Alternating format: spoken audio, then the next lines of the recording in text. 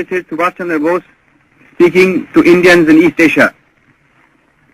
My countrymen in East Asia, while I am in Tokyo, I desire to address a few words to you, and I have no doubt that you will give them due consideration. In the first place, I desire to thank you most heartily for the warm and enthusiastic welcome that you have given me on the occasion of my public appearance in East Asia, and for the assurance that you have given me of your wholehearted support to our efforts to liberate our dear motherland. I feel overwhelmed at this manifestation of your burning patriotism and spirit of sacrifice.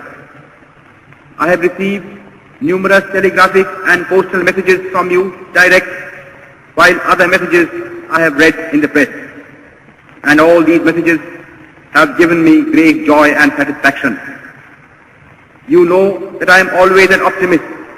Nevertheless, I must say that the response that I have received has exceeded my fondest expectations. I can only say in reply that I feel proud of you.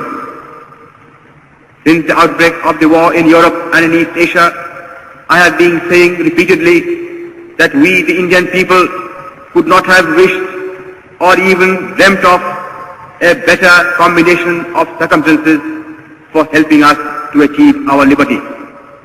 When the world forces are helping us in this way, our task has automatically become very much easier than what it would have been otherwise. This fact should further strengthen our self-confidence and optimism and hearten us considerably in the fight that lies ahead of us. I am overjoyed to see that you have already realized that the responsibility of winning freedom does not rest merely on the shoulders of our countrymen at home. It is but natural that they should bear the brunt of the burden, and they have been doing so already. But at the same time, every Indian, no matter where he may be living at the present time, has a duty towards his country, and he must contribute his due share towards the final victory. I am convinced that India cannot hope to be free until all Indians living abroad perform their duty in this momentous world crisis.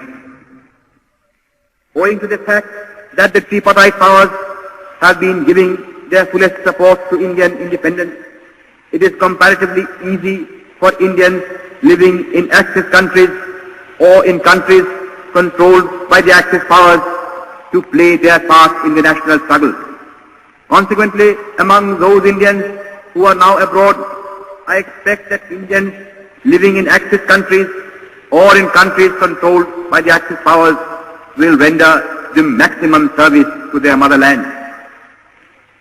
Here in East Asia, you have seen for yourselves how deep is the interest in and sympathy for Indian independence. The readiness of the Imperial Japanese government and nation to render us any assistance in our national struggle that we may need has naturally lightened our task to a considerable degree. Consequently, there can be no possible excuse why any Indian in East Asia should not pull his whole weight in the present struggle. But though the Axis powers and Japan in particular are prepared to help us at any time and have been actually doing so already, the task of liberating India is ours and ours alone.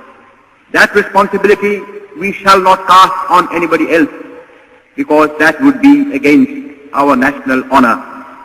Moreover, we have no right to ask for or expect help from any quarter until we ourselves have first of all done our very utmost.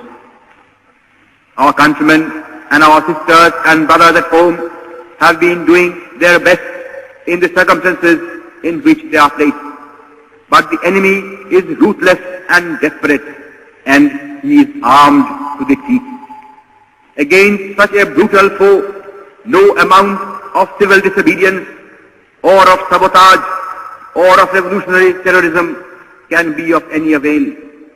If therefore we want to expel British power from India, we have to fight the enemy with his own weapons,